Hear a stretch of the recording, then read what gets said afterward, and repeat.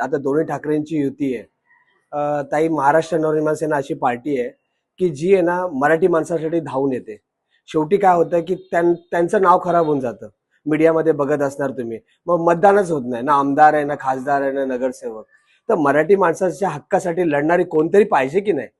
आपण इकडे काय होतं माहितीये का, हे मोठ्या पार्टीवाले पैसे वाटप करतात आणि जिंकतात, आणि जो लढाई देतो, रस्त्यावरती मराठी माणसासाठी उतरतो, साधारण लोकांसाठी उतरून कामं करतो, त्यांचे ना आमदार आहे, ना खासदार आहे, नगरसेवक.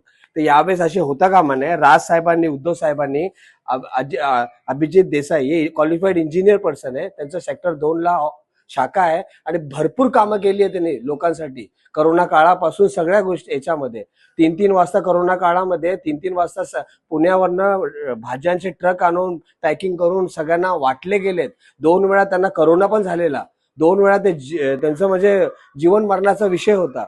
एवढा समाजसेवा करणाऱ्या माणसाला आपल्याला जिथून तर द्यायलाच पाहिजे ना. तर यावेळी नक्की तुम्ही हे करा. कोणी काय तुम्हाला आमिष देत असेल काही प्रॉब्लेम नाही, तुम्ही घ्या, परंतु यावेळेस मनसेला सपोर्ट करा.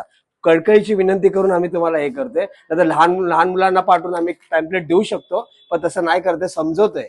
ताई लक्षात असू द्या प्लीज. ओके, धन्यवाद.